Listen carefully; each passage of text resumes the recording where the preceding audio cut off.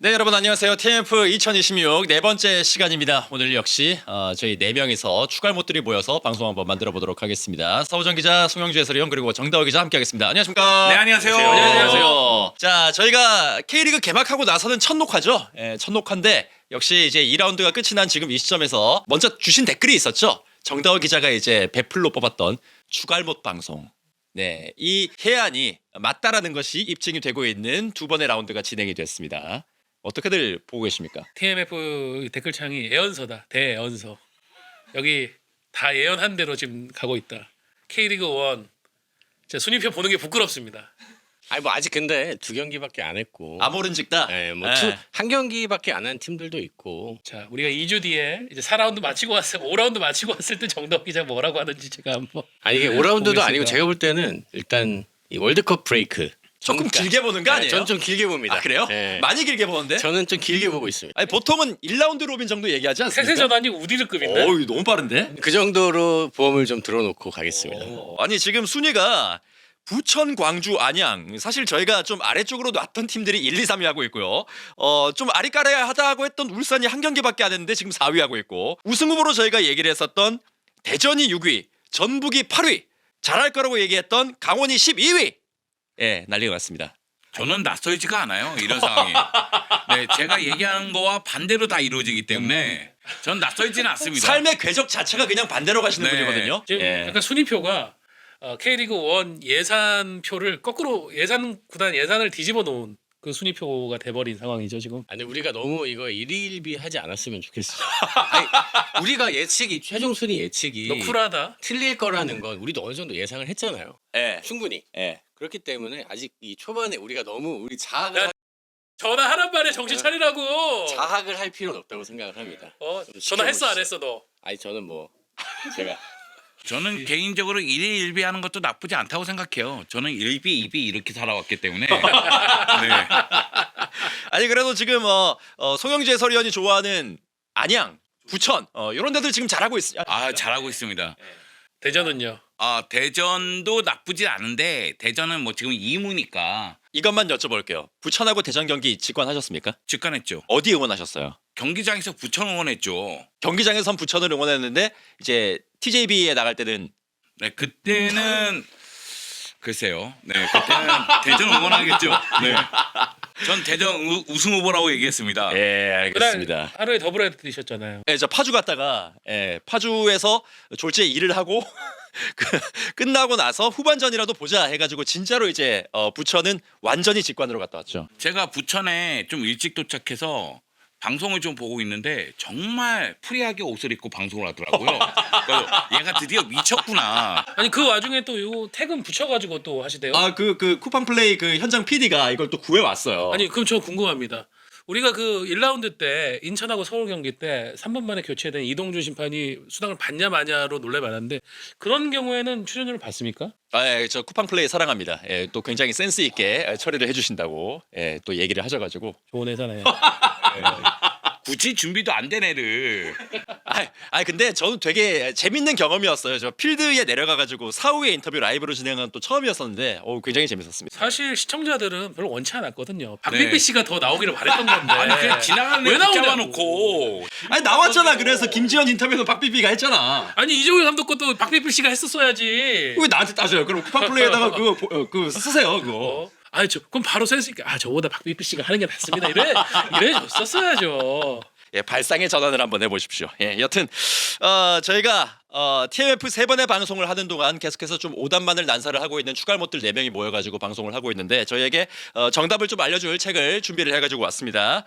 정다워 기자의 이가인과 지세대의 강력한 대항마, 강력한 대항마를 넘어서 지금 몇 수입니까? 아니 발렸어요 저희는. 아니 몇 수예요 지금? 저희 1세예요 아직. 아니, 지금 이거 보니까 3수거든요 벌써. 네. 와. 예, 정답은 이따가 초판 1쇄 발행이 2월 23일인데 3월 6일에 3쇄가 찍혀서 나왔습니다. 야, 이거 대단하다. 이게 축구 팬들만 사는 게 아니라 그냥 서점에서 에세이 자서전 이런 것들을 보시는 분들이 이거를 많이 사시는 것 같아요. 이 책을. 극장가에는 왕사남 그리고 이제 서점가에는 이정잇. 이정현 감독의 이 에세이 정답은 있다를 저희 원투펀치에서 여러분께 선물로 드리도록 하겠습니다. 5분을 저희가 뽑아가지고 선물을 드리도록 하겠습니다. 이 영상 댓글에요. 여러분이 응원하는 팀 어떤 팀인지 밝혀주시고 이 팀이 잘 될 수밖에 없는 이유 그 정답을 알려주시면은 저희가 5분을 뽑아서 이 책을 선물로 드리도록 하겠습니다. 여러분의 많은 댓글을 또 기다리겠습니다.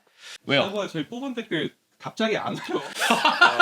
제가 볼 때는 잘 될 수밖에 없는 이유를 정답을 적기보다는 잘 되기 위해 해야 할 정답. 전문팬 여러분 감독 교체 이런 거 아직 얘기하지 마시고요. 예, 뭐 여러 가지 댓글들. 아직 섣부릅니다. 예, 여러 가지 예. 댓글들 기다리겠습니다. 그리고 저희가 댓글 보고 해코지하진 않아요. 찾아가지 않습니다. 그래서 보내주시면 선물 보내드립니다. 예, 그러니까 많은 신청을 좀 부탁을 드리겠습니다. 자, 그러면은 이제 본격적으로 저희 추가못들 네 번째 TMF 시간 진행을 해보도록 하겠습니다. 역시 리그 개막을 했으니까 개막한 리그들 이야기들부터 먼저 해보도록 하죠. 사실은 저희가 전북이라든지 대전이라든지 좀 눈에 보이는 좀 잘할 것 같은 팀들을 얘기를 했었는데 그 아래쪽에서 착실하게 준비했던 팀들이 지금 성과를 보여주고 있는 초반이거든요. 좀 어떤 팀들을 주목을 해가지고 보셨습니까? 저부터 말씀드리면 저는 광주 FC 광주. 좀 꼽고 싶은데 뭐 저희가 다 이제 광주를 하위권으로 꼽긴 했는데 저는 내심 내심 뭐요? 나쁘지 않을 수 있다. 아 뭐야? 자기도 아, 꼴등으로 꼽아놓고 무슨? 내심 그러니까 우리가 객관적으로 말을 하지만 또 주관적인 마음 한켠에 그게 있잖아요. 이거 같이 방송 못 하겠는데. 아니 무슨 주관적인 방송의 생각을 소리를 얘기를 얘기하고 하라고 있어. 우리가 사실 불러온 거예요. 호도를 이거를. 적당히 해야지. 아무튼 그래요. 너 아무 말 없이 그때 광주 저기 10위권 아래로 뭐 뽑았었잖아. 어쩔 수 없이 그렇게 했지만 아니 자기의 생각을 얘기를 하라고 지금 마이크를 집어줬는데 자기 생각은 얘기 안 하고 남의 생각을 얘기하면 한켠. 어떡합니까? 한켠에 이런 마음이 있었습니다. 나쁘지 않을 수 있다. 왜냐면 이제부터는 이제 광주에 얘기를 하면 뭐 일단 두 경기를 봤을 때는 지난 시즌도 아니죠. 한 4년간의 그 이정효 감독이 만들어 놓은 것들에서 큰 틀에서는 변화는 없다.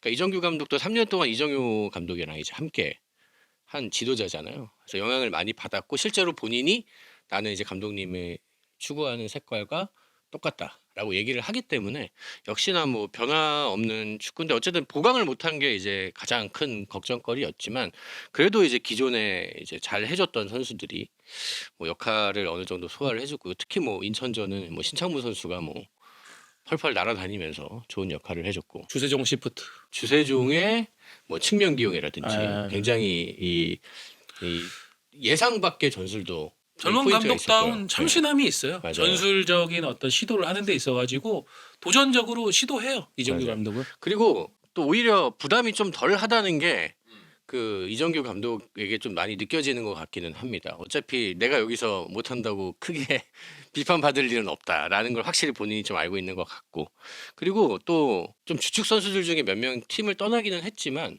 그 이제 팀의 색깔을 공유하고 철학을 잘 알고 있는 선수들이 딱 곳곳에 있어요. 뭐 안영규라든지 또 골키퍼 쪽에 김경민이라든지 뒤에서 또 중심을 잘 잡아주고 있고 그리고 이제 이것들이 보이지 않는 것들을 얘기를 하면 이정규 감독이 사실 좀 센 캐릭터 선수들에게 좀 강하게 얘기하거나 좀 이런 것들이 많았던 코치였거든요.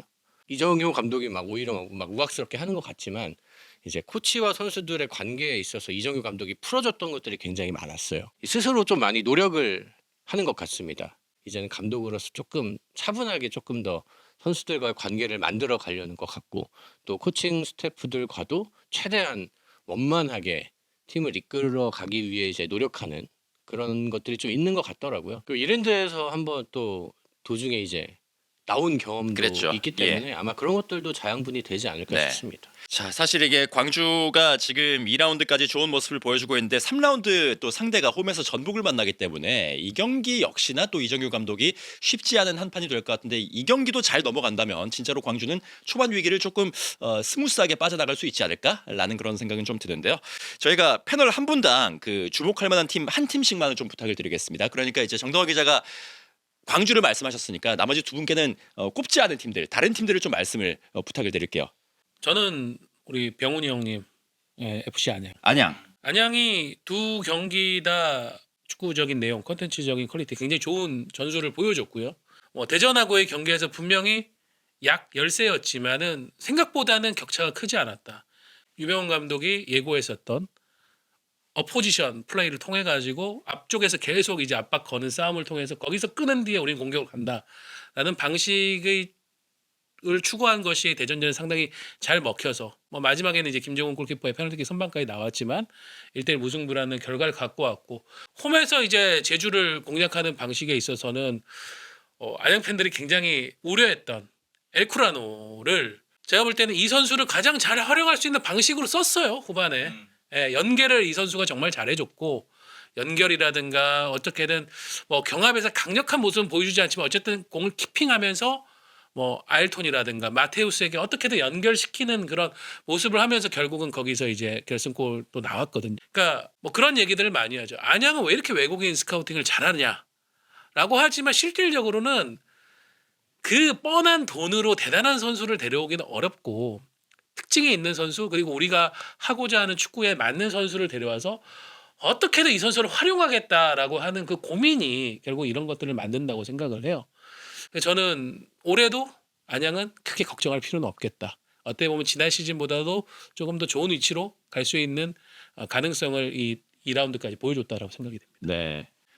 유병훈 감독이 역시 또 좋은 팀을 만들고 있고 그리고 역시 빼먹으면 안 되는 인물 우리 가두형, 대우형, 이우형 단장이 또 좋은 선수들을 보강을 잘해준 것 같습니다. 그러니까 이게 팀이 한 마음이 돼야 모든 게 잘 되는 거죠. 앞에서 끌고 나가고 뒤에서 밀어주고 이런 것들이 잘 되는 팀 중에 하나가 안양이고 또 부천이고 네. 이런 분위기.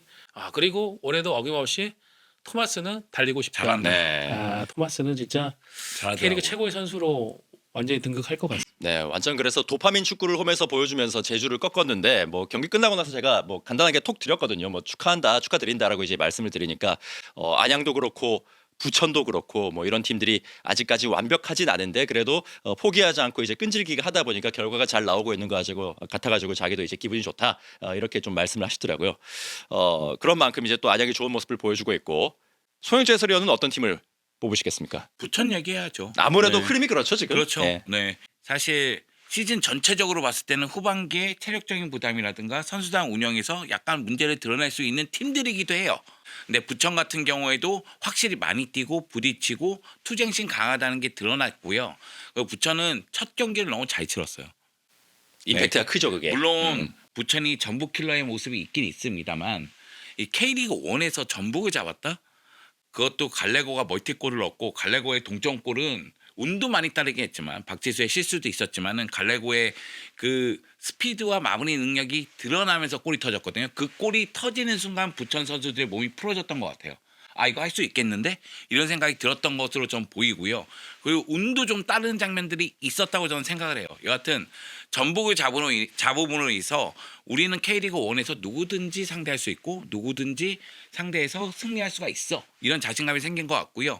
그리고 초반에 저는 경기 일정이 이거 너무 심한 거 아닌가 그런 생각이 좀 들었었거든요. 1라운드에서 지난 시즌 1위 팀, 2라운드에서 지난 시즌 2위 팀, 그 3라운드도 만만치 않습니다. 그런 거 봤을 때는 경기 일정이 나쁘지 않나 이런 생각이 드는데 오히려 상대방이 좀 걱정해야 되는 상황이 되지 않았나. 이 대전하고의 경기에서도 사실상 승리를 거두는 분위기였거든요. 그랬죠. 네. 네, 그렇지만 이제 1대1로 끝나면서 서진 선수의 골이 워낙에 좋긴 했지만 여하튼 1대1로 끝나면서 무승부를 거뒀는데 부천 입장에서는 좀 아쉬웠을 것 같아요. 그러니까 부천 제가 이번에 가면서 느꼈는데 분위기가 너무 좋아요. 제가 주차장이 좀 작은 편에 있잖아요. 부천 조각 운동장이. 좀 늦게 가면 못 돼요 거기. 네, 그래서 3시간 전에 갔어요. 자리가 없었어요. 보조 주차장에 건너편에 거기다 길 차를 건너편에. 대고 네. 그 부천 유니폼 구경을 하기 위해서 샵에 갔거든요. 한 200명에서 300명이 서 있는 것 같아요. 그래서 구경을 못했어요.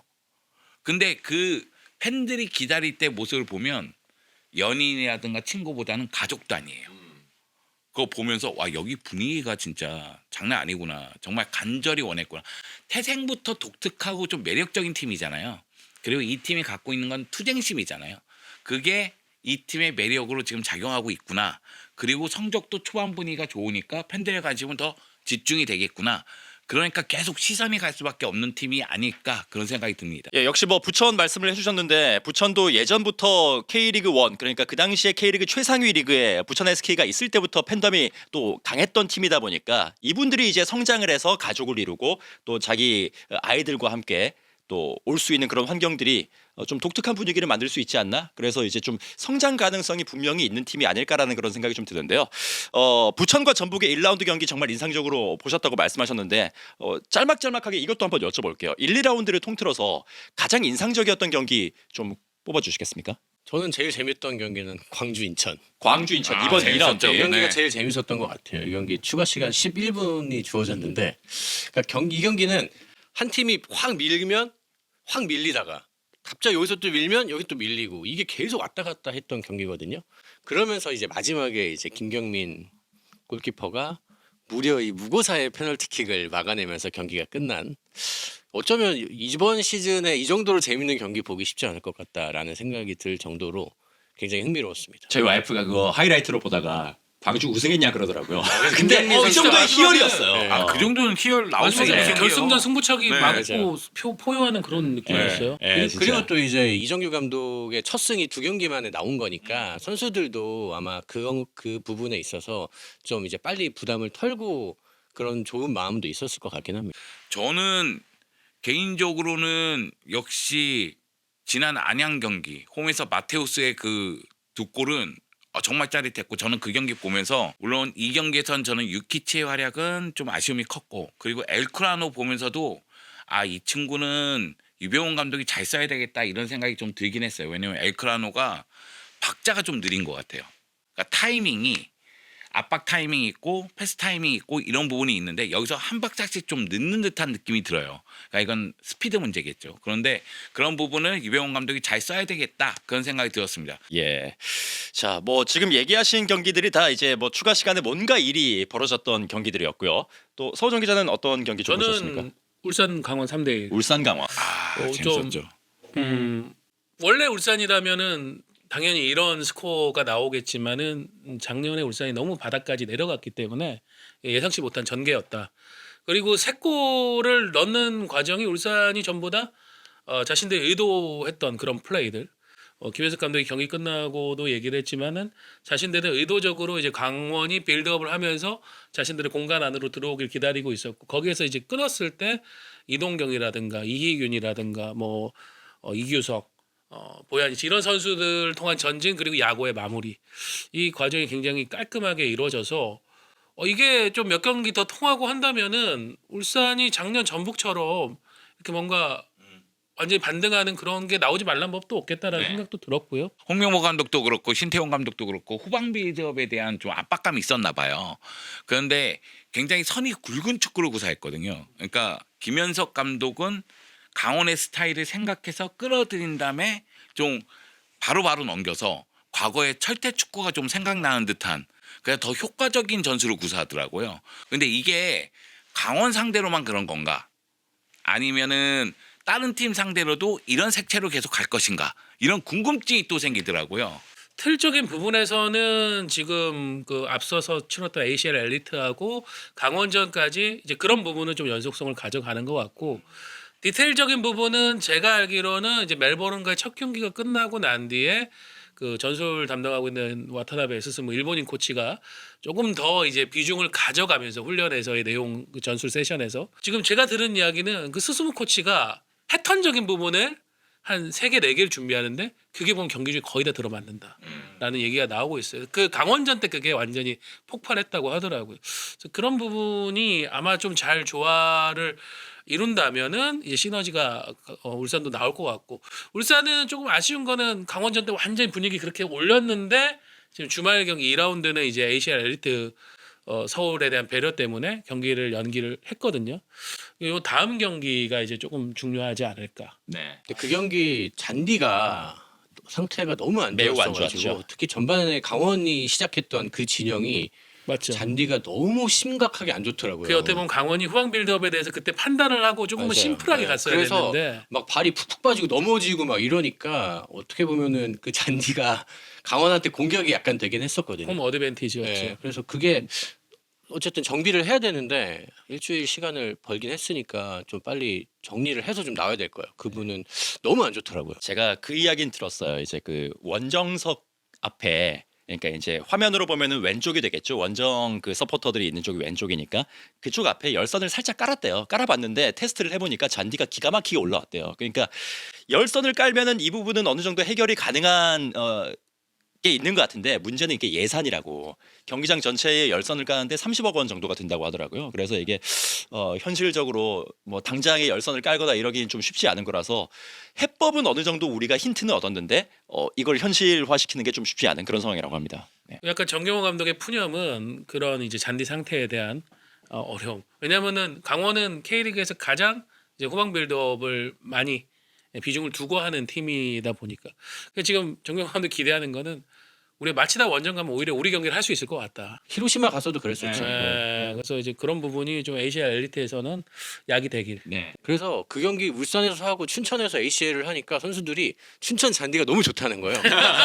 그래서 그날 후방비들도 되게 좋았거든요. 예. 제가 그 경기를 중계 방송을 했었으니까 가장 기억에 남는 거는 이 개막전에 11,000명 정도의 이제 팬분들이 오셨는데 사실 예년에 울산의 그 관중 수에 비하면 좀 많이 적어졌죠. 상당히 많이 적어졌는데 소위 말하는 이제 그 주식에서 개미 털기가 끝이 나고 나서 진짜로 악에 바친 고점에 몰린 울산 팬들이 와가지고 내가 여기서 울산이 여기서 또 지면 나도 같이 죽겠다라는 그런 심정으로 피를 토하면서 응원을 하다 보니까 오히려 응원의 화력이 굉장히 강하더라고요. 골 들어갈 때마다 저 좀 놀랬었어요, 사실 그 경기는. 정말로 그 울산에 대한 충성심 하나로 뭉쳐 있는 팬들이 가서 한바탕 했기 때문에 거기다 또 승리하고 분위기가 좋았잖아요.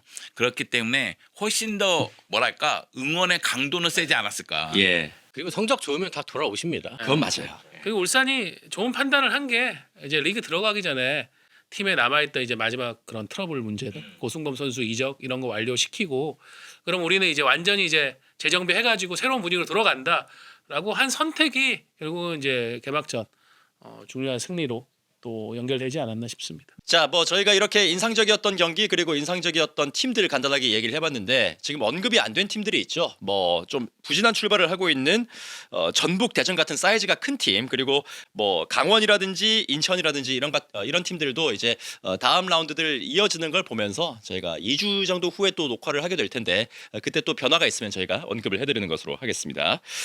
자, 뭐 K리그 1 이야기는 간단하게 이렇게 정리를 해보고 K리그 2 이야기로도 넘어가 보도록 하겠습니다. 저희가 K리그 1에서는 오답을 난사했는데 K리그 2에서는 그래도 나름 적중률이 높아요. 지금 잘할 것 같다라고 예측했던 팀들이 꽤 잘하고 있습니다.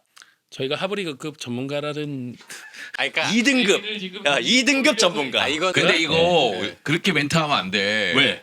아 이거 누구나 맞힐 수 있는 상황이었어. 근데 이제 K리그 1이 그만큼 변수가 많은 리그가 됐다는 그것도 뜻인 맞죠. 거예요. 네. 그러니까 2부 리그는 이제 어느 정도 이제 정리가 돼 있긴 하죠. 이제 예. 연봉 순위로 어느 정도 줄을 세우면 그게 성적으로 많이 반영이 되는데 이제 1부 리그는 이제 그렇지 않은 리그가 됐다는 뜻이기도 하니까. 지금 너의 멘트를 들은 이 방송을 보시는 분들이 충알못들이 몇 개 맞췄다고 자기들끼리 자화자찬하고 있다 이런 댓글이 올라올 거예요. 댓글 남겨주세요. 예, 제가 책 들고 찾아가겠습니다. 소준이 찾아갑니다, 여러분. 여튼 K리그 2도 이렇게 2라운드까지 종료가 됐습니다. 뭐 계속 말씀드리지만은 좀 사이즈가 큰 팀들, 수원이라든지 뭐 대구라든지 이런 팀들이 2부 리그에 내려가 있기 때문에 그 여느 때보다도 K리그 2에 대해서 관심들도 굉장히 좀 많은데요. 사실 올 시즌 개막하고 나서 가장 좀 주목을 받는 팀은 강력한 활약을 앞세운 수원 FC인 것 같습니다. 이 팀이 딱 2경기 했는데 프리조 같은 선수들을 위시로 해가지고 골들을 그냥 막 집어넣고 있거든요. 좀 어떻게 보셨습니까? 2경기에서 모두 승리를 거뒀고 2경기에서 무려 7골을 넣었습니다. 그렇기 때문에 야 이거 확실히 K리그2에서 터지는 거 아니야? 여기다가 외국인 선수들이 워낙에 제 역할을 해주고 있는 느낌이 들어서 수원FC는 제가 생각할 때는 우리의 예상보다 더 성적이 좋지 않을까? 그 생각이 좀 들더라고요. 근데 그때 저희 예상할 때 제가 이제 연습 경기 기반으로 좀 말씀을 드렸잖아요. 그때 저는 이제 어떻게 보면 3강으로 꼽을 수도 있다고 그때 제가 언급을 했었어요. 이건 확실하게. 아니, 되게 방어적으로 방송한다, 맞아요. 이거. 이거는 정다워 기자가 왜냐면 네. 프리시즌 도를 줬어. 네. 수원 FC. 제가 얘기를 했어요. 3강일 수도 있다. 야, 분명히. 지금 다 죽어가는 판에 자기 혼자 살겠다고. 돌려봐. 나 방송이 힘들어지기 시작했어. 오케이. 이거 피곤한 방송이 되고 있어. 돌려보시면 아실 텐데 수원 FC는 연습 경기 실적이 워낙 좋았어요. 이제 일단 윌리안이라는 솔직히 윌리안이 1부 리그에서도 그 정도 했던 선수인데 2부 리그 가면은 이제 오죽하겠습니까? 실제로 뭐 워낙 좋은 선수라 맡기가 어려워 보이고 그리고 뭐 프리저 선수도 6경기에서 잘했던 선수고 기존에 있던 1부 리그에서 활약하던 이제 멤버들이 이제 거의 남아 있잖아요. 확실히 체급 면에서는 수원 FC도 어떻게 보면은 수원 삼성의 버금간 정도로 좋다라고 좀 볼 수 있을 것 같습니다. 근데 저는 조금 냉정하게 볼 부분은 있다라고 생각하는 게 지금 수원 FC가 대진이 3월 대진이 좋아요. 맞아요. 약간 쉬운 팀들 만나긴 뭐 했습니다. 상대 팀들을 제가 절하는 건 아니지만 사실상 수원 FC는 사전 전승을 3월에는 목표로 해야 될 상대들하고 하고 4월 들어가면 근데 이제 뭐 서울 이랜드, 부산, 대구, 이제 수원 삼성 이런 이제 본격적인 6점짜리 대결들 쭉쭉쭉쭉 기다린단 말이에요. 그러니까 수원 FC가 3월에 잡을 팀들 다 잡고 예열을 바짝 올려가지고 이제 4월에 들어가면은 좋은 결과가 좀 나올 것 같다라는 생각은 드는데 지금 이 어떻게 보면은 수원 FC를 수비적으로 괴롭혀주거나 압박을 해줄 상대가 지금 3월에 없다라는 게 스스로를 좀 객관적으로 평가하기에는 약간의 변수가 될 수 있지 않나. 네. 왜냐면은 지금 수원 삼성이나 대구 같은 팀들은 어쨌든 두 팀 중에 한 팀은 이 승격 경쟁자들하고 붙어가지고 혈전을 치렀잖아요. 예, 이런 부분은 또 감안을 해야 되지 않나 싶습니다. 네, 제가 지금 보니까 4월 달 넘어가니까 서울이랜드, 대구, 김포 그리고 수원까지 5월 3일에 이렇게 연속적으로 만나는 일정인데 이때가 굉장히 수원 FC에게는 좀 중요한 그 일정들이 되지 않을까라는 생각은 또 드네요. 근데 이거를 달리 보면 3월에 그 프리조라든가 윌리안을 앞세워서 파괴력으로 상대를 제압하면서 연승 가도를 달리면 초반에 흐름을 잡게 되고 네. 그 연승의 기세를 4월에 이어나갈 수 있다는 이야기가 돼요. 한번 정명승부를 통해서 일이 다퉈보자 이럴 수 있는 분위기가 될 거예요. 왜냐면 수원 삼성 같은 경우도 이제 파주 경기 생각하면은 경기력이 그렇게 좋진 않았거든요. 뭐 골도 한 골밖에 못 넣고. 그러니까 그런 거 보면은 어쨌든 수원 FC가 약팀을 상대로는 확실하게 승리할 수 있다.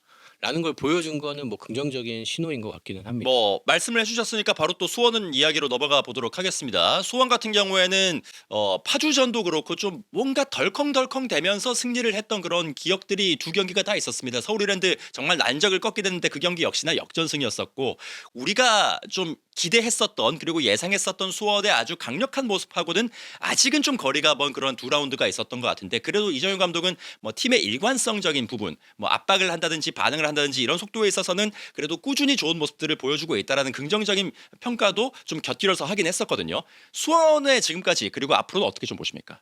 수원은 점점 더 좋아질 거라고 전 봐요. 왜냐하면 우리가 서울 이랜드에 대해서 굉장히 높게 평가를 했고 서울 이랜드도 사실은 1위 경쟁을 할 수 있는 팀이잖아요. 강팀이죠. 네. 네, 강팀이잖아요. 그 개막전에서 만났단 말이에요. 그리고 선제골 내주고 2대1로 역전승을 거뒀어요. 그러니까 첫 단추를 나름대로 잘 깼어요. 그 두 번째 경기 같은 경우에는 어려운 경기 끝에 PK 놓치고 나서 결국 이제 헤더로서 1대0으로 승리를 거두는 모습이 있었는데 서울 이랜드전 끝나고 나서 반응을 보면 서울 이랜드 쪽에서 그 얘기가 나왔어요. 체급 차이가 느껴졌다. 그러니까 선수 구성이 워낙에 좋은 모습이 나왔고 그렇기 때문에 거기서 어려움을 겪었다. 뭐 이런 얘기가 나왔고 그리고 2차전에서 수원이 승리한 다음에 이종효 감독 이야기 들어보면 팬들에게 좀 미안하다. 경기력이 안 좋다는 걸 인정하고 들어갔거든요. 그래서 더 발전해야 된다는 이야기를 했어요. 그런데 제가 봤을 때 수원은 확실히 수비에서 공격으로 전환되는 과정 자체가 발전되고 있어요. 그렇기 때문에 수원은 지금으로 판단하기가 좀 어렵긴 해요. 지금 2연승을 거뒀지만 지금으로 판단하기가 더 어렵다는 점을 봤을 때는 더 발전할 수가 있다. 그래서 수원은 우리가 예상한 대로 역시 많은 분들이 예상하는 대로 K리그2에서 1위를 다툴 수 있는 팀이다. 이렇게 얘기할 수가 있는 것 같아요. 저는 그 김동인 감독이 말한 체급 차이는 결국은 홍정호, 송주은, 김준홍 이 수비 쪽 코어 세 명이 만들어준 어떤 일부 리그 최상위 레벨의 그 힘에서 기인한 거라고 보고 서울이랜드전하고 파주전하고 이정효 감독이 공격하고 삼선까지 조합을 굉장히 큰 폭으로 바꿨죠. 수비는 이제 손을 많이 안 댔는데 미야자키 전지훈련 때도 얘기가 들렸는데 아직 이정효 감독이 그 앞쪽에 대한 확실한 확신들을 지금 못 갖고 있는 생각도 드는 것 같고 다만 조금 파주전 때 긍정적으로 봤던 거는 이제 정호연 선수가 들어왔을 때의 플레이 전개가 확실히 매끄러웠다. 그리고 이제 고승범 선수가 어느 타이밍에 들어올지 모르는데 그러니까 이정효 감독이 마지막에 결국은 구단에 적극적으로 고승범 선수를 해달라고 요청을 한 부분은 이제 트랜지션 전환이 될 때에 얼마나 우리가 정확도와 다양한 옵션을 갖고 이제 들어갈 수 있을 것인가에 대한 답을 기존 선수들에서 냉정하게 찾지를 못했기 때문에 고승범 선수를 영입해 달라고 한 거거든요. 2대1 트레이드까지 진행을 하면서 그렇다면 결국은 뭐 말씀해 주신 것처럼 수원은 고승범 정호연 두 명의 이제 미드필더 조합이 본격적으로 가동되는 시점의 경기력을 이제 따져봐야 되지 않나. 그리고 패신도 조금은 아직 그 손 쪽 부상 때문에 본격적으로 나오질 못하고 있으니까 이제 그런 부분 좀 더 보고 싶긴 합니다. 그리고 지금 역시나 좋은 모습을 보여주고 있는 계속 승리를 거두고 있는 팀이 또 대구가 되겠습니다. 2라운드 전남하고의 경기가 굉장히 좀 기대를 많이 모았었고 실제로도 정말 재밌는 경기가 나왔었는데 이 경기에서는 역시 많은 사람들이 예측을 했었던 세드가 거기에 플러스 세라핌까지의 이 외국인 조합이 K리그2에선 규격외라는 게 또 한 번 입증이 됐던 것 같습니다. 역시 또 좋은 모습을 보여줬는데 대구는 또 어떻게 보셨습니까? 너무 강해요. 근데 이게 공격 쪽에 대한 이야기입니다. 공격 쪽에서 너무 좋아요. 사실 저는 뭐 세징야는 설명할 필요가 없고 세라핌이 어떻게 묻어날까. 근데 세징야에게 조금 더 자유를 주는 솔로 플레이가 가능해요. 측면에서. 그만큼 측면에서 날카로운 모습을 보여주고 후반전에 에드가가 들어갔거든요. 왜 에드가인지 알겠더라고요. 그러니까 마무리를 찍어주는 선수는 확실히 있어야 돼요. 그러니까 에드가를 어떻게 관리할지에 대한 고민은 있을 것 같아요. 그런데 이런 식으로 관리를 하면 충분히 효과를 보지 않을까? 그 전남 같은 경우는 우리가 이제 예상할 때 이제 플레이오프권, 부산 전남, 뭐 이 정도 김포, 요 정도를 생각했던 팀인데 일단 대구가 요 정도를 이겼다는 건 확실히 힘을 보여줬다고 생각이 들고 그 위에 우리가 예상했던 뭐 수원 삼성, 수원 FC, 서울 이랜드 이제 이런 팀들이랑 붙었을 때가 결국에는 이제 관건이 될 것 같은데 그런 대결에서도 뭐 분명히 사실 대구의 외국인 공격수들은 통할 만한 선수들이잖아요. 그리고 김병수 감독이 이번 시즌에는 에드가의 역할을 확실히 이제 후반 조커로 규정을 했기 때문에 이제 팀들이 그거에 대한 대응이 좀 필요할 것 같아요. 후반전에 에드가를 어떻게 막아야 할까? 왜냐면 또 선수들이 체력이 떨어지는 시점에 에드가가 들어오면 사실 1부 리그 수비수들도 에드가 버거워 하잖아요. 근데 2부 리그는 오죽하겠어요. 그래서 그거에 대한 대책이 좀 필요할 것 같아요. 저는 이제 대구가 작년 수원에 포지션을 할 거다. 좀 난타전 위주로 경기를 하면서 승점을 계속 따가는 그런 모습을 보일 거라고 했는데 전남전에서 딱 그런 모습이 나왔던 것 같고 그러니까 김병수 감독은 올해는 무조건 공격에서 답을 찾으려고 해요. 우리는 이겨야 되기 때문에 사실 뒤쪽은 화성전도 그렇고 전남전도 그렇고 상대의 그 속도감 있는 카운터에 굉장히 좀 대구 수비수들이 어려워했거든요. 결국은 뭐 전남 같은 경우에는 정주용에게 그렇게 완전히 당해버렸고 그래도 결국은 오롯이 앞쪽 우리는 앞쪽의 무게감으로 완전히 상대를 눌러버리겠다라는 데 집중을 하고 있고 지금 또 이제 저희 방송 기준으로 아직 발표가 안 났지만 이제 마커스 데커스라는 웨일즈 국적의 이제 2m 1cm 장신 공격수가 오는데 사실은 과포지션이라고 공격 포지션에서 이제 과포화라고 할 수 있어요. 김주공도 있고 박인혁도 있고 확실한 이제 후반 조건인 에드가도 있는데 여기에 또 데려와? 라고 했는데 김병수 감독은 더 확실한 게 필요하다라고 해서 이 선수를 데리고 왔고 어떻게든 이제 교체 카드를 거의 다 공격으로 소진을 하려는 것 같아요. 그리고 실제로 데커스 선수가 지금 팀에 합류해서 훈련한 지가 한 닷새 엿새 정도 됐는데 기량적으로도 굉장히 만족한다고 하니까 상황이 안 풀릴 때는 2m 1cm의 데커스 그리고 195cm의 에드가를 세워서 상대를 그냥 해머로 찍듯이 눌러버리겠다고 하는 거니까 그게 사실 김병수 감독의 예전에 강원에서 하던 축구하고는 완전히 다르죠. 근데 김병수 감독은 더 심플하게 더 확실히 이길 수 있는 방법 우리가 강구하겠다라고 하고 있습니다. 근데 뭐 다르기는 하지만 그래도 확실히 김병수 감독은 이제 수비보다는 공격을 더 어쨌든 광원 시절에도 결국 방점은 공격이었기 때문에 어울리는 것 같고 그래서 저는 그게 되게 궁금해요. 이정효 감독은 이 수비 밸런스부터 잡아가는 스타일이니까 그 체급이 비슷한 그 두 팀이 장기 레이스에서 어떤 그 이 대결 구도를 만들지도 궁금한 게 원래는 사실 우리가 정석으로는 수비가 좋은 팀이 더 좋은 성적을 낸다고 하잖아요. 장기 레이스에서는. 근데 대구가 그거를 뒤집을 수 있을까라는 약간 호기심이 좀 생기긴 합니다. 결론은 저는 세징야라고 그거 생각해요. 맞아요. 왜냐하면은 에드가는 그러니까 이제 데커스라는 선수를 데리고 오면서 에드가의 결혼에 대한 대비는 했어요. 그리고 뭐 박인혁도 중앙과 측면을 모두 소화할 수 있고 김주공은 여전히 많은 활동량 보여주고 있고 그 공격 세 자리에는 지금 각 포지션마다 2명 혹은 3명의 옵션들 갖고 있는데 세징야 위치에서는 물론 이제 그 위치에 뭐 한종무라든가 이런 선수도 이제 쓸 수는 있지만 못 미치잖아요. 그러니까 결국은 이제 세징야가 없을 때 세징야가 작년에도 보면은 결국은 한 6경기, 7경기 정도를 상대의 극심한 견제 때문에 빠졌었는데 그 상황 때 그러면은 대구가 세징야 없이도 이길 수 있을 것인가? 요거를 증명하는 게 또 중요한 부분이 되지 않나요? 네. 그 부분 때문에 세라핌의 활약도 중요한 것 같아요. 그렇죠. 네, 그 사실 걱정과 그리고 약간의 기대 같은 것들이 되는 게 사실 K리그 2는 원에 비해서 훨씬 더 신체적인 피지컬적인 면이 강조되는 리그이기 때문에 선수들의 뭐 부상이라든지 뭐 이런 상황들이 발생할 위험성이 더 높습니다만 말씀하신 뭐 세라핌도 있고 다른 선수들 K리그 1에서는 사실 세징야를 위주로 틀어 막으면 돼라는 그런 생각들이 상대 팀들에게 다 있었다면은 이제는 K리그 2에 내려와선 세징야만 막아선 또 되는 일이 아니다 보니까 그런 상대 팀의 집중적인 신체적인 견제에서는 약간 좀 자유로워질 수 있지 않을까? 그래서 오히려 부상 관리 면에서는 원보다 나을 수도 있겠다라는 생각도 들기도 합니다. 저는 두 경기 보면서 세징야가 약간 페이스 조절하더라고요. 예, 굳이 무리해서 자기가 여기서 경합하려고 하지 않아도 다른 선수들 이게 자기의 보디가드들이 이제 해주니까. 굉장히 많이 네. 생겼으니까 네. 그 전남전 때도 보면은 조금은 자유롭게 이제 세라핌하고 2대1 플레이 막 만들어가지고 측면 완전히 붕괴시키고 이제 에드가가 마무리하는 그런 패턴들이 나오는데 이게 대구 팬들은 작년에 안 나오니까 답답했던 그런 장면들이었었거든요. 아마 김병수 감독은 세징야하고도 많은 시간을 대화했을 것 같고 에드가하고 세라핌하고도 얘기를 많이 했을 겁니다.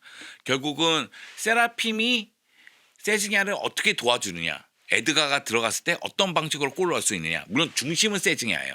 네, 전남전 때 굉장히 좀 인상적이었던 게 네. 뭐냐면은 페널티킥 찬스가 나왔는데 세징야가 세라핌한테 아, 차라 양보했어. 그랬잖아요. 그러니까 이게 대구의 왕이 너 하나 해 하면서 이제 준 거거든요. 그걸 또 이제 성공을 시키면서 대구 팬들 얘기를 들어보면은 전통이래요. 예. 세징야가 시즌 첫 PK는 새로운 공격수 외국 네. 공격수에게 한번 밀어준대요.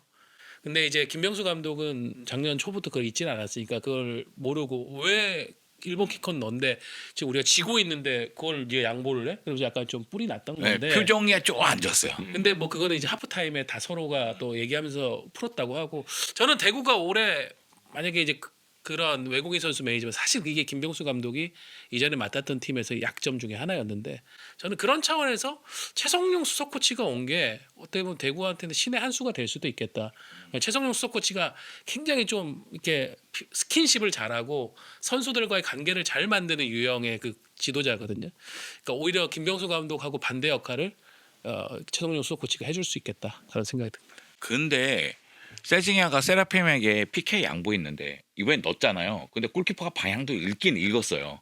만약에 못 넣었으면 이거 큰일 날 거 아니에요? 대형 사고였죠. 그렇죠. 그렇긴 하죠. 예. 네. 근데 뭐 어쨌거나 해피엔딩으로 끝났으니까. 네. 아, 대구 그러니까 입장에서는. 뭐. 근데 그 부분이 약간 다르더라고요. 그 ACL 엘리트 그 서울하고 비셀고베전에서 후이즈 선수도 후이즈 선수가 잔발로 이렇게 가면서 골키퍼하고 이제 수싸움 대결하다가 네. 마지막에 힘을 못 실었죠. 근데 세라핌은 잔발로 들어가는데 마지막에 슈팅 임팩트를 굉장히 강하게 상단으로 꽂아버리니까 그게 딱 먹히는 걸 보고 야 올해 페널티킥을 오히려 세라핌한테 맡겨도 되겠는데 그런 생각 들더라. 제가 그 서울 이야기가 나와서 말입니다만 그 경기는 골대 뒤에서 이제 서울 서포터들이랑 같이 봤거든요. 그래서 제 인스타에도 올렸는데 차기 직전에 서울 팬 한 분이 조져 이랬거든요. 그냥 갈기라고. 근데 조지긴 조졌는데 다른 방향으로 조진 거야. 그래갖고 내가 사람들이 조져진 건 나였다. 사람들이 와 이건 욕도 안 나온다 이러면서 그랬던 기억이 있습니다. 예. 이상하게 올 시즌 초반에 지금 K리그 1이고 K리그 2 가릴 것 없이 페널티킥 실축이 엄청 많이 나와요. 엄청 많이 예, 나와요. 무고사도 못 넣었었고 막 그랬던 근데 기억이 그것도 다 나네요. 골키퍼들이 잘 막아서 네. 나오는 예, 거거든요. 예. 자 이제 K리그 2에 또 새롭게 참가하고 있는 팀들이 있습니다. 예, 신입 삼형제, 김해, 용인, 파주 이 팀들의 이야기도 아무래도 좀 하면서 넘어가야 될 것 같은데요. 물론 성적적인 측면에서는 좀 쉽지 않은 출발들을 이 세 팀들이 보여주고 있습니다. 그리고 경기력적인 아쉬움도 있고 행정적인 아쉬움도 있고 아무래도 좀 완벽하지 않은 모습으로 출발을 하고 있는데 이 세 팀에 대한 평가는 어떻게 좀 할 수 있을까요? 거의 K리그 2의 모든 어그로를 지금 파주 프론티어가 끌어갔죠. 프론티어가 맞는 것 같아요. 예. 앞서서 굉장히 어그로를 끌고 있는데 뭐 덕분에 이제 개막전에 10,000명이 넘는 관중이 또 이제 수원 삼성 서포터즈들의 도움을 받아서 이뤄내긴 했는데 그 이정효 감독의 말이 압축을 해준 것 같아요. 맞아요. 그렇게 행정을 많이 해오신 분이 그 사실 원정팀 라커룸 상황도 이정효 감독이 다 오픈했으니까 이렇게 나온 거지. 진짜 좀 부끄럽고 왜냐면은 차라리 충북 청주나 이런 데처럼 홈 원정다 구리면 상관없어요.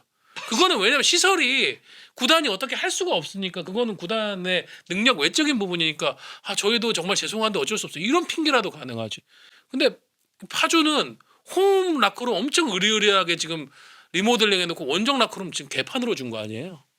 그리고 그게 보이는 것과 보이지 않는 거의 차이가 좀 극심하다는 느낌이 드니까 팬들 입장에서도 불만이 쌓일 수밖에 없죠. 근데 파주 같은 경우는 이제 근본적으로 행정적인 난맥상이 너무 많아서 그 뭐 라커룸 하나 가지고 그냥 하기에는 그 뒤에 있는 이제 문제들 그런 것들이 너무 어떻게 보면은 이 시민구단으로서 저래도 되나 싶은 생각들이 많이 드니까 좀 그런 게 좀 걱정이 많이 되긴 합니다. 대표적인 게 그거잖아요. 파주셀로나 버스. 아, 네. 깜짝 놀랐습니다. 네. 그러니까 그거는 그거 바르셀로나에서 법적 조치 안 하나요? 모르겠어요. 아무 관심이 없을걸요?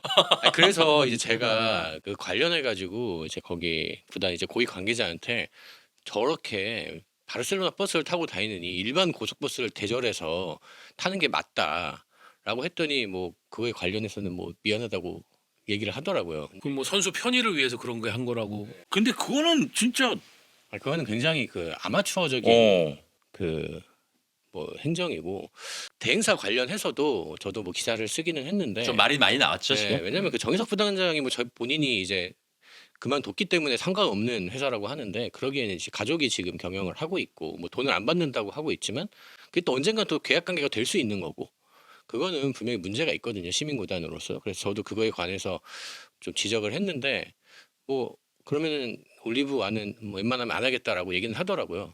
근데 뭐 지켜봐야 되겠지만 뭐 완전하게 끊어질 수 있을지는 잘 모르겠고. 저는 이렇게 의혹이 왜 이렇게 신생구단이라 뭐 원래는 이제 K3 리그에 있었지만 신생구단에 표현하면 이렇게 의혹이 많은 신생구단 처음 봤어요. 뭐 이게 여러 가지 의미로. 계약적인 예. 부분에서도 여러 가지 의미로. 계속 지금 의혹을 받고 있고 감독, 외국인 선수 그리고 국내 선수 다수 이게 특정 에이전트한테 오고 있고. 저도 그 얘기를 했는데 뭐 지속적으로 계약 관계에 있는 선수는 6명이라고 하더라고요. 근데 이제 뭐 그 건너 근데 요즘에는 계약을 그런 방식으로 많이 하거든요. 우리가 부동산 중개 네. 거래하듯이 2개 혹은 3개 에이전시가 같이 이제 하는 경우들도 있어요. 그러니까 소속이 안 됐다 뿐이지 이 선수의 일은 여기서 봐줘 이런 케이스가 사실 좀 많습니다. 이 구단의 위임장을 받. 네, 그래서 많습니다. 그건 사실 전체적으로 그 특정 에이전트가 수수료를 얼마나 가져갔냐 전체 수수료에 있어서 몇 퍼센트의 비중을 차지하냐가 제일 중요한 일인데 사실 그거를 당당하게 공개할 수 있을지는 모르겠고. 아니 근데 아까 전에 정다호 기자가 얘기한 대로 너무 아마추어적인 사고 방식이에요. 지금 그걸 모를까요? 지금 우리가 얘기하고 있잖아요. 버스 문제도 그렇고 에이전트 문제도 그렇고 이거에 대해서 얘기가 안 나올까요? 당연히 나옵니다. 지금 서우정 기자가 이렇게 의혹이 많다고 그랬잖아요. 난 순간적으로 의혹이 넘치다는 나도 얘기가. 의혹인 줄 알았어. 그래가지고 아니, 의혹도 있는데 그래가지고 아니 이거는 너무 아마추어적인 사고 방식으로. 특히 여긴 시민구단이에요. 이게 정쟁으로 번질 수도 있는 문제고 그럼요. 또 지금 지방선거를 앞두고 있고 뭐 반대 정당이라든가 혹은 이제 구단주에 대해서 이제 반발 심리를 갖고 있는 쪽에서 이거 감사해 보자, 조사해 보자라고 나오기 시작하면은 구단은 다 열어줘야 됩니다. 그렇게 해서 조사를 했는데 만약 제기한 의혹 중에 상당 부분 사실로 드러난다. 그럼 그 쪽팔리면 어떻게 할 거예요? 그러니까 그건 누가 책임질 거야? 그러면 앞으로 K리그에서 시민구단 또 만든다고 하면 이제 난리 나는 거예요, 진짜. 지금도 뭐 그런 문제들이 도사리고는 있지만.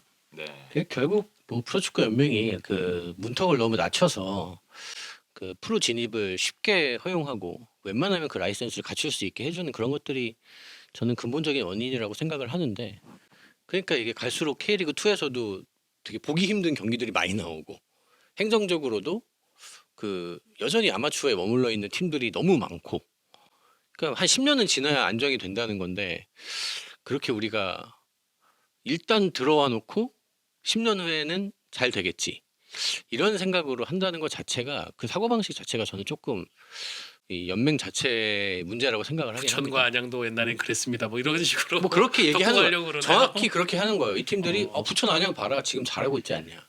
뭐 이런 건데 글쎄요. 잘 준비된 구단을 바로 투입해서 그 팀이 바로 프로답게 하는 게 더 좋은 거 아닐까요? 저는 그렇게 생각을 하는데. 그 경기력과 행정 부분에서 역시나 좀 동시에 아쉬움이 있었던 팀이 또 용인이었던 것 같습니다. 용인 같은 경우에는 좀 경기력적으로는 저는 사실 가장 좀 눈에 띄었던 게 안 좋은 의미로 눈에 띄었던 게 골키퍼 노보 선수였고, 좀 이 선수의 연봉을 제가 들었거든요. 들었는데 이게 맞나 싶은 좀 기초적인 실수가 나오면서 승점 드랍을 하게 만들었고, 이제 훈련은- 구단주께서 구단주. 구단주께서 이제 2번 유니폼을 입고 이제 좀 다니셨다라는 그런 이야기가 있더라고요. 이게 아무래도 지방선거가 바로 코앞이기 때문에, 또 제가 이거 여담이긴 합니다만 어저께 이제 부천을 갔을 때 어떤 분께서, 제가 모르는 분입니다. 어떤 분께서 그 본인 명함을 돌리시는 걸 제가 봤어요. 근데 이제 멀리서 봤는데 누가 봐도 이제 뭐 그 선거에 이제 좀 운동을 하는 그 명함이었었거든요. 좀 이런 것들이 좀 잡혀야 되지 않을까라는 생각은 듭니다. 그리고 그렇게 많이 안 알려진 것 같은데 지금 용인이 훈련을 천안에 있는 대한민국 그 축구 종합센터 그 풋볼 파크에서 하고 있습니다. 지금 왜냐하면 용인 시 안에서 훈련을 할 수 있는 공간을 확보를 못한 상황이에요. 이게 지금 보조구장을 새롭게 조성을 하고 있고, 이게 예정대로 되면 5월부터는 사용이 가능하다고 하는데, 그러면 이제 3, 4, 5월 지금 석 달 동안 계속 용인에서 천안 혹은 천안 쪽에서도 사용할 수 없을 때는 또 다른 지역으로 가고 하는 그런 상황. 최윤경 감독이 어느 정도 선수들에게는 미리 알리고 양해를 구하고 이해를 구했다라고 얘기는 하지만은 같은 맥락이에요. 준비가 안 된 상황에서 K리그로 입성을 하니까 이게 어떻게 보면은 프로구단 시스템으로서 해야 될 기본적인 부분이 안 갖춰지는 상황이 계속 발생을 하는 거죠. 사실 용인 같은 경우는 사실 제일 심각한 문제는 저는 석현준 선수라고 생각해요. 석현준 선수는 뭐 이유가 어쨌든 간에 이제 방역 기피 유죄 판결을 받았잖아요.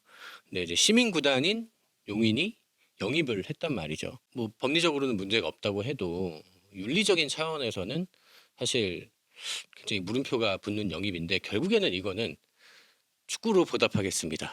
이게 돼야 되거든요. 우리가 이 선수를 영입한 이유가 여기에 있습니다를 보여줘야 돼요.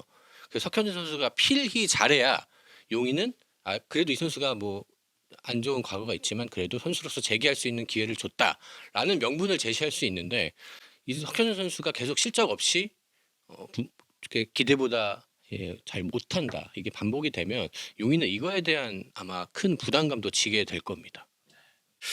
자, 뭐 김해 이야기가 아직 안 나왔는데, 김해 같은 경우에는 경기력적으로 좀 많이 아쉬웠던 팀이었습니다. 또 이제 특히 수비가 좀 많이 흔들리면서 2경기에서 6골을 허용을 하면서 좀 출발을 하고 있습니다. 특히 이제 홈에서 안산을 상대로 첫 번째 골을 먼저 넣었음에도 불구하고 4골을 내리 실점을 하면서 1대4로 역전을 패배를 이제 당했던 그런 부분들도 있고, 역시나 이제 좀 프로의 벽이 K3하고는 조금 다르구나라는 것을 좀 느끼고 있지 않을까, 그런 생각이 듭니다.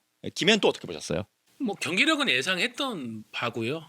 뭐 이게 프리시즌에도 많이 김해는 그런 얘기들이 나왔었고, 뭐 손현준 감독도 뭔가 이제 확신이 좀 부족하다, 구단과의 어떤 관계에 있어서 본인이 이 팀을 확고하게 이끌고 나간다라는 그런 보장이 좀 부족하다 보니까 손현준 감독도 좀 그런 부분을 불안해한다라는 얘기가 들리는데, 근데 김해는 쉽게 얘기 드리고 싶은 그런 거예요. 아까 전에 파주는 어쨌든 의욕도 있지만 의욕이 있기 때문에 뭘 하려고 계속 하다 보니까 사고가 벌어지는 건데, 김해는 뭐가 안 와요.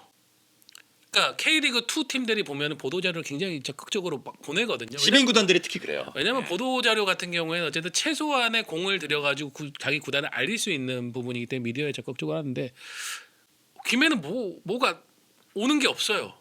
아직 K3 리그에서 프로로 오는 데 있어서의 때를 벗지 못했나? 이런 생각이 좀 많이 드는 이게 그런 특히 팀입니다. 지방 구단일수록 그런 거에 적극적으로 해야 되거든요. 왜냐면 기자들이 김해까지 찾아가기는 쉽지 않으니까. 맞아요. 그래서 보도자료를 통해서 우리가 이렇게 하고 있습니다라는 걸 보여줘야 되는데, 사실 저도 아직 김해 보도자료를 받아본 적이 없어서 뭐 그렇게 되면 자연스럽게 관심도 없어지고 그냥 뭐 그런가 보다 하고 넘어가게 되는 것 같아서, 뭐 보실지 안 보실지 모르겠지만 보도자료 좀 보내주세요. 제가 지금 그 프레스 사이트에 들어가가지고 김해 한번 확인을 해봤거든요. 2월 28일에 이제 개막을 했으니까 그때 기준으로 해가지고 지금 2라운드 했잖아요. 보도 자료가 2개 나왔습니다. 그러니까 이게 뭐 좀 적어 보이긴 하네요. 예. 이게 뭐 구단 내부적으로 인력이 부족하기 때문에 벌어지는 문제일 수도 있고요. 이게 정확한 저희가 사정은 모르지만 어쨌든 구단이 그런 부분에서 의욕을 갖고 계속 담당자들하고 이렇게 해가지고 노력을 해서 해야 돼요. 왜냐하면은 성적이 떨어지는 팀, 뭐 예를 들어 안산이라든가 경남 이런 팀들도 이런 노력, 최소한의 노력은 포기하진 않거든요. 그러니까 그런 부분에서 조금 더 김해가 노력해줬으면 좋겠고 경기력적인 부분은 뭐 그거는 첫 해니까.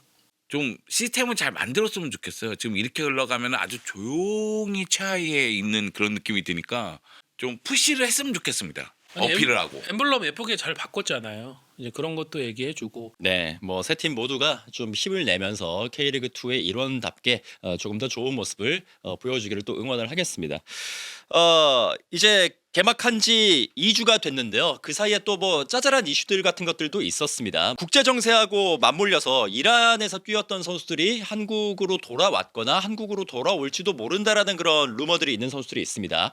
이기재 선수는 안전하게 이제 대피에 성공을 해서 한국으로 들어와 있는 상태. 네, 그래서 들어왔죠. 이제 그 등록 기간이 아직까지 남아 있기 때문에 새 팀을 좀 구할 수 있는 그런 상황이고 아사니 선수 역시 계약을 또 해지를 하고 이제 새 팀을 찾는 그런 단계라고 하는데 K리그 복귀설이 조금씩 나오고 있거든요. 이 두 선수에 대해서는 좀 들으신 바나 좀 생각하신 바가 있습니까?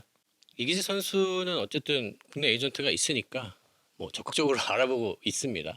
알아보는 단계고 아사니 선수 관련해서는 이제 저희가 작년에 그 아사니 선수 이적할 때 시끌시끌했죠. 네, 그때도 저희 시간에도 제가 되게 상세하게 설명을 드리기는 했었는데 이제 K리그에서도 관심 있는 팀들이 있기는 한데 그 당시에 나갔던 과정 그리고 그 아사니 선수의 원래 본 에이전트의 일처리 방식에 대한 신뢰가 굉장히 떨어져서 좀 꺼리는 팀들이 있습니다. 그래서 제가 그 뭐 국내 접촉하는 그쪽 에이전트랑 하는 국내 에이전트한테 제가 뭐 메시지를 하나 받았는데 역시나 약간 사기 스멜이 나는 메시지들을 이제 블러핑을 하더라고요. 뭐 K리그에 관심이 있는데 빅클럽에만 관심이 있다. 뭐 이런 식으로 얘기를 하고 뭐 일본에서도 관심이 있다. 뭐 이렇게 얘기를 하고 있는데 어쨌든 새 팀을 찾기는 해야 되는데 뭐 보니까 일단 가장 가고 싶어 하는 데는 일본인 것 같아요.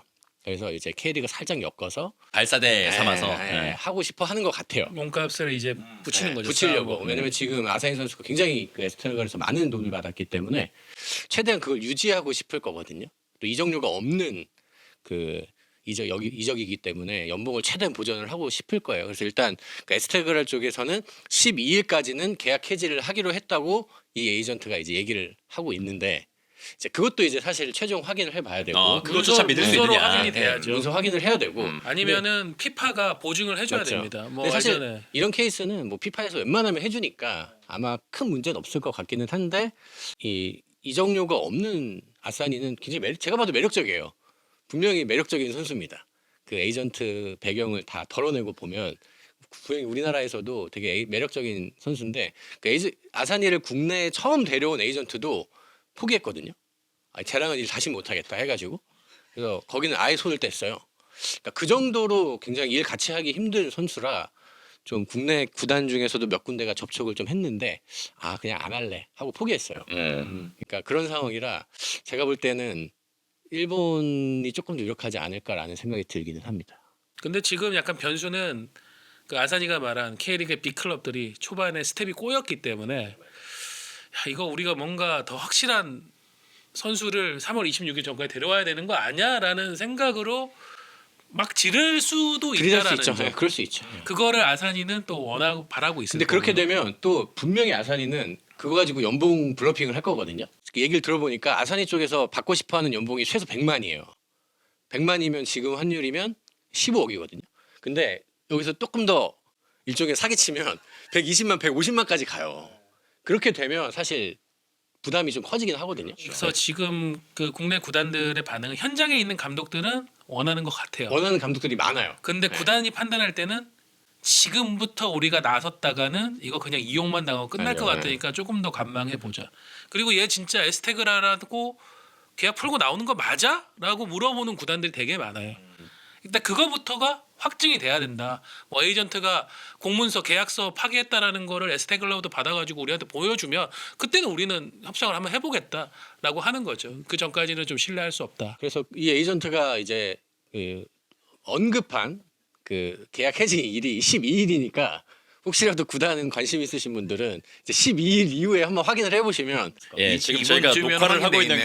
게 어. 3월 9일이거든요. 3일 남았습니다. 예, 3일 남았으니까 한번 좀 기다림의 시간을 가져보시고 좀 아사니 이야기를 가볍게 던졌는데 이거 굉장히 좀 불타오르네요. 아사니 이야기로. 되게 재밌어요. 아까 아사니 얘기는 늘 재밌어요. 너무 어이가 없어서. 그리고 결정적으로 지금 이정효 감독은 여기서 한 발 빠진 상태예요. 우리는 이미 외국인 감독 기존에 있는 선수도 정리 못했고 거기서 더 욕심낼 수 있는 상황도 아니고 그래 이번에는 연이 아닌 것 같다라고 빠졌기 때문에 아사니 입장에서는 아이 수원 삼성 아이 그러면서 근데 했을 거예요. 되게 웃긴 게 그 모 에이전트가 이 팀에서 너네한테 관심 있대라고 하니까 그 에이전트가 no 우리는 빅클럽에만 관심 있어라고 하더라고요. 그래서 되게 뭐지? 되게 싶은 메시지인데 아사니에 의해서 K리그의 빅클럽이 규정될 수 있겠군요. 그럴 수 있죠. 거기는 빅클럽 아니야. 이러면서 근데 이 말은 빅클럽인데 그 연봉 수준에 대한 이야기 아닐까요? 결국은. 결국에는 네. 돈 얘기예요. 돈이에요, 네. 결국에. 물가방 싸질머지고 오라는 네. 거죠. 네. 그 팀에서 줄 수 있는 이 캐파가 이미 보이기 때문에 그거에는 영 빅클럽 아니다. 되고 싶어? 100만 달러 갖고 와. 이 얘기 아닐까요? 그러겠죠. 예. 자, 그러면은 이 정도로 개막하고 나서 2주 정도 지난 K리그의 이야기들은 정리를 한번 해보도록 하겠습니다. K리그 1부터 2 그리고 아사니 이야기까지 굉장히 좀 불탔던 한 시간이었는데요. 저희는 잠시 쉬었다가 다시 2부로 돌아오겠습니다.